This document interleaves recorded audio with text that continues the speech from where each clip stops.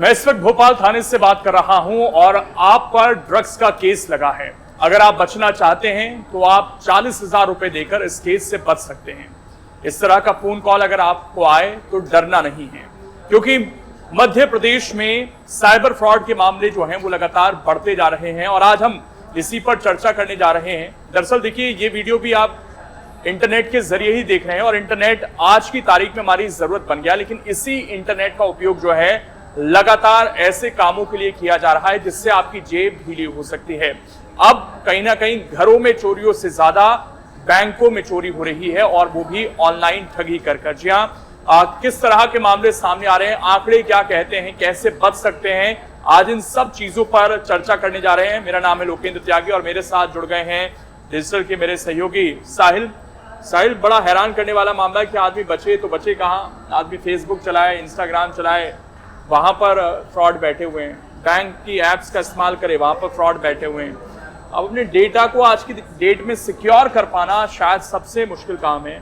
कुछ आंकड़े निकलकर सामने आए मध्य प्रदेश के, अगर वो आपके पास है तो एक बार पहले बताइए कि ये समस्या कितनी बड़ी हो चुकी है साइबर फ्रॉड की, उसके बाद थोड़ा हम सॉल्यूशंस की तरफ बढ़ते हैं। जी, अगर सिर्फ हम मध्य प्रदेश की ही बात ना करें, क्योंकि जब साइबर फ्रॉड की हम बात करते हैं तो साइबर फ्रॉड पूरे देश भर में होता है। और पहले क्या होता था, पहले जब भी हम साइबर फ्रॉड्स की बात किया करते थे तो ज्यादातर यही कहा जाता था कि आपके पास कॉल आएगा, आपसे ओटीपी मांगा जाएगा और आपका बैंक अकाउंट खाली कर दिया जाएगा।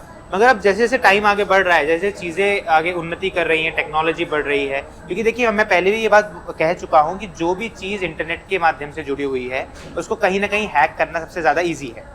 तो ऐसे ही हमारे जितने बैंक अकाउंट्स हैं, क्योंकि पहले के समय पे होता ये था कि हमें अगर पैसे निकालने हो तो या हम एटीएम ही जा सकते थे, जिस समय पर यूपीआई बहुत ज़्यादा नहीं चल रहा था या हम कहें यूपीआई की फैसिलिटी अवेलेबल नहीं थी। बट इस टाइम पर हो क्या गया है कि हम किसी भी दुनिया के किसी कोने में बैठ के किसी भी अकाउंट को हम एक्सेस कर सकते हैं इजीली, और हम पैसे निकाल सकते हैं और अपने जो भी मॉनेटरी ट्रांजैक्शंस हैं उनको हम आगे अपना कर सकते हैं। तो अब हो क्या गया है, अब ये हो गया है कि एक नई चीज शुरू हो गई है मार्केट में आना, या हम कहें नए टाइप का फ्रॉड शुरू हो गया है जिसको हम कहते हैं डिजिटल अरेस्ट। अभी डिजिटल अरेस्ट है क्या? डिजिटल अरेस्ट में हो ये रहा है कि आपको एक कॉल आता है और कहा जाता है कि हम इस कंपनी के ये डिलीवरी पार्टनर बोल रहे हैं और अब आपके नाम से एक डिलीवरी आई है, कहाँ पर, किसी भी एयरपोर्ट पे, किसी भी जगह का एयरपोर्ट कह दिया जाता है। हम मान लेते हैं कि इंदौर एयरपोर्ट या दिल्ली एयरपोर्ट पे कह दिया जाता है कि आपके नाम से एक डिलीवरी जरूर आई है। और उस डिलीवरी में क्या है, उस डिलीवरी में कुछ ड्रग्स हैं, कुछ फेक सिम कार्ड्स हैं, और वो सिम कार्ड आपके आधार कार्ड से लिंक्ड हैं, इसलिए हमें आपका नंबर मिला है। और हम आपको ये बताना चाह रहे हैं कि आपके नाम से क्योंकि ये सब चीजें लिंक्ड है तो आप पर एक केस बनने वाला है।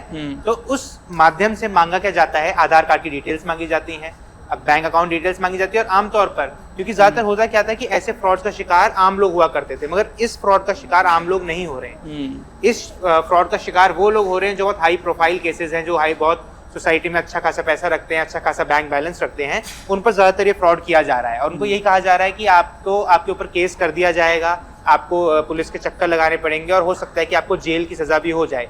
तो ऐसे केस में हो यही रहा है, क्योंकि ऐसे लोग ज्यादातर वो लोग हैं जिनकी सोसाइटी में बहुत अच्छी इमेज है और अपनी इमेज को बचाने की वजह से वो कहीं ना कहीं वो ट्रांजैक्शन कर देते हैं। वो जैसे पिछले बीच में एक केस आया था जहां पर 7 करोड़ का ट्रांजैक्शन कर दिया गया था। क्यों? क्योंकि ये कहा गया है कि आपके ऊपर केस किया जाएगा, आपको जेल हो सकती है, क्योंकि जो चीजें आई हैं, ड्रग्स आए हैं, और वो कहाँ से आए हैं, कुछ किसी भी कंट्री का नाम ले लिया जाता है कि वो सी रूट से आए हैं और हमारे पास यहाँ आ गए हैं, तो अब हम आपको एयरपोर्ट अथॉरिटी के पास हम आपको भेजने वाले हैं। जिसका होता क्या है, एक वीडियो कॉल की जाती है कुछ केसेस में, तो अगर फोन कॉल पे ही व्यक्ति है अगर वो डर जाता है तो वहीं पर ये पूरी डिमांड रख दी जाती है कि अगर आपको इससे बचना है तो आपको हमें इतने पैसे देने होंगे। मगर अगर वो व्यक्ति नहीं डरता और वो आगे कुछ सवाल जवाब करता है तो एक प्रॉपर वीडियो कॉन्फ्रेंसिंग करवाई जाती है। उसमें प्रॉपर आपको एक अच्छा खासा नंबर दिया जाता है कि आपको इतने बजे आना है। एक कॉन्फ्रेंसिंग होती है प्रॉपर, अगर कोई एजेंसी का नाम लिया जा रहा है, अगर भारत सरकार की बात हो रही है तो भारत सरकार का कस्टम विभाग का पूरा लोगो दिखाया जाता है। एक पूरी वर्दी बनाई जाती है जिसमें कस्टम विभाग के पूरा लोगो लगा हुआ है। मतलब पूरा एक कंडीशन, एक पूरा एनवायरनमेंट बनाया जाता है कि किसी को भी शक ही ना हो कि किसी तरीके से फेक है। और जब ये चीजें की जाती हैं तो व्यक्ति को शक नहीं होता और वो कहीं ना कहीं खुद को बचाने के लिए ऐसे झांसों में पड़ जाता है। बिल्कुल। और हम अगर भोपाल की बात कर लें तो यहाँ पर पिछले 8 महीने में 4000 से ज्यादा केस आए हैं। डिजिटल अरेस्ट के केस तो जैसे साहिल ने बताया बहुत तेजी से बढ़ रहे हैं और शायद सबसे ज्यादा पैसा भी इन्हीं में ठगा जा रहा है। कार्रवाई भी हालांकि हो रही है। 2024 के अगर हम मध्य प्रदेश के आंकड़े देखते हैं तो जनवरी में 6 FIR हुई थी, 7 आरोपी इसमें अरेस्ट हुए, फरवरी में 4, FIR हुई, 12 आरोपी अरेस्ट हुए। कुल मिलाकर अगर हम देखें तो अब तक ऐसे मामलों में 26 केस में 54 लोग गिरफ्तार भी हुए हैं। लेकिन ये कुछ केस में ही साइल हो पाता है, हर केस में कई बार यही नहीं पता चल पाता ये कॉल आई कहाँ से है। जिस तरह का टेक्नोलॉजी का ये लोग इस्तेमाल करते हैं, और इसमें ना आपसे वो OTP ले रहे हैं, ना वो आपका फ़ोन हैक कर रहे हैं, ना कोई स्पैम भेज रहे हैं आपके फ़ोन के अंदर। क्योंकि लोग शायद इस चीज़ को लेकर तो जागरूक हो गए हैं कि भाई जब आप ATM इस्तेमाल करें तो आपकी क्लोनिंग ना हो, तो आप कैसे वहाँ पर चीज़ों को चेक कर लें। ये बहुत जागरूकता हुई तो लोग समझ गए। उसके बाद लोगों को ये समझ आ गया कि OTP किसी को नहीं देना है। तो क्योंकि बैंक्स भी लगातार ये कहते हैं कि हम किसी को कॉल नहीं करते, ना किसी तरह का OTP हम मांगते हैं, तो इसको लेकर भी कहीं ना कहीं लोगों के अंदर जागरूकता आ गई। उसके बाद तीसरा जो कंसर्न था कि लिंक्स आते हैं, उससे कहीं ना कहीं मालवेयर आता है आपके फ़ोन में, तो लोग उसको लेकर भी जागरूक हुए। और बहुत सारे लोग अब नहीं करते हैं क्लिक्स, जो उनको लगती हैं चीज़ें अनसर्टन हैं। और एक चीज़ तो और लोगों को यहाँ पर सोचनी चाहिए, उसके बाद हम डिजिटल अरेस्ट पर भी आ रहे हैं, कि इंटरनेट में फ्री की किसी भी चीज़ को लेकर आप बहुत ज़्यादा उत्सुक ना हों। फ्री की कोई चीज़ नहीं होती है, फ्री में सिर्फ आपको नुकसान हो सकता है। चाहे आप कोई फिल्म डाउनलोड करना चाहते हैं, कोई ऐप डाउनलोड करना चाहते हैं, आप कई बार थर्ड पार्टी ऐप्स को डाउनलोड करते हैं अपने फ़ोन में, तो आप अपनी फ़ोन की जो सुरक्षा है उसको कहीं ना कहीं कॉम्प्रोमाइज़ कर रहे हैं और उसको खतरे में डाल रहे हैं। तो फ्री की चक्कर में तो बिल्कुल भी ना पड़े, ये पहला सिनेरियो है। दूसरा सिनेरियो जो डिजिटल अरेस्ट का भी सामने आया, कुछ देर के लिए आप सोचिए कि अगर आप पर कार्रवाई करनी है पुलिस को, तो पैसों की डिमांड वो भी फ़ोन पर कैसे कर सकती है, क्योंकि फ़ोन का सबको पता है कि ट्रैकिंग होती है, रिकॉर्डिंग हो सकती है। तो पहली बात, फ़ोन पर कोई पैसे मांगेगा नहीं आपसे, और दूसरी बात तो पुलिस तो बिल्कुल नहीं मांगेगी, या कोई भी एजेंसी बिल्कुल नहीं मांगेगी। उनको पता है कि ये सारी चीज़ें हमारे खिलाफ हो सकती हैं, कहीं से भी इसकी रिकॉर्डिंग निकल सकती है बैक एंड से, और बहुत आसान होता है। ऐसे ही बहुत सारे केस सॉल्व भी होते हैं, तो आपको डरना तो है नहीं। और अगर कोई किसी तरह का लिंक आपको भेजा जा रहा है, कोई वीडियो कॉल की जा रही है, तो उस समय इंटरनेट को बिल्कुल बंद कर दें। नॉर्मल कॉल्स बहुत कम आती हैं ऐसे केसेस में, ज़्यादातर इंटरनेट कॉल्स आती हैं, तो इस चीज़ का आपको बहुत ज़्यादा ध्यान रखना है।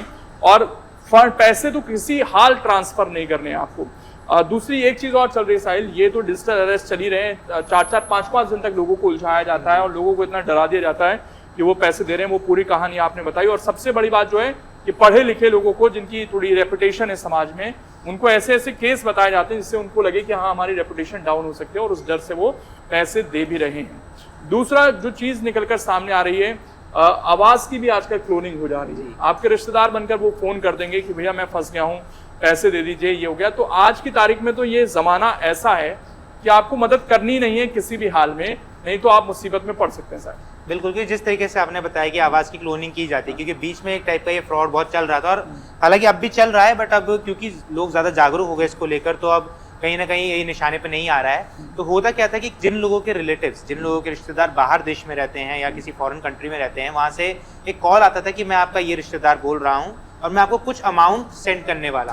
और वो अमाउंट सेंड चाहे वो ना करे, बट एक रिसिप्ट जरूर शो कर देता था कि क्योंकि ये फॉरेन ट्रांजैक्शन है तो शायद 1 से 2 दिन में आपके अकाउंट में ये राशि आ जाएगी।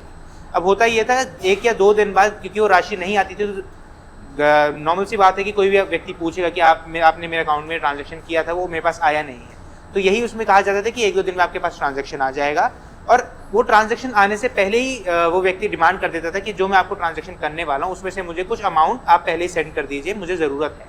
अब जब ये चीज़ चली जाती थी, तो क्योंकि व्यक्ति को पता है कि मेरे पास इतना अमाउंट आने वाला है, तो वो ट्रांजैक्शन कर देता था। और जैसे ही वो ट्रांजैक्शन करता था, कहीं ना कहीं वो अकाउंट खाली हो जाता था। क्यों? क्योंकि जब ऐसी चीज़ें की जाती हैं, उसको ट्रांजैक्शन करके बस आपका एक आईडी चाहिए होता है, जो ट्रांजैक्शन आईडी होता है। जैसे ही वो ट्रांजैक्शन आईडी स्कैमर्स के पास पहुंचता है, वो ट्रांजैक्शन आईडी से आपका पूरा बैंक अकाउंट आसानी से खाली कर सकता है। तो ये चीज़ बिल्कुल नहीं करनी है, और आपको किसी भी तरीके से झांसे में नहीं पड़ना है कि आपसे कोई किसी तरीके के पैसे की डिमांड करे, जब तक आप उस व्यक्ति को खुद से ना जानते हो। और पहले तो खुद से भी जानते हो, तो कोई भी व्यक्ति आपको इस तरीके से नहीं कहेगा कि आपको मैंने ट्रांजैक्शन कर दिया, आप मुझे बिल्कुल तुरंत पैसे सेंड कर दीजिए। और उसके बाद आपके ऊपर हो सकता है कि ब्लैकमेलिंग भी की जाए, क्योंकि ऐसे केसेस जरूर सामने आते हैं जहाँ पर कुछ फोटोग्राफ्स, कुछ मॉड फोटोग्राफ्स बना दी जाती हैं और ब्लैकमेल किया जाता है लोग।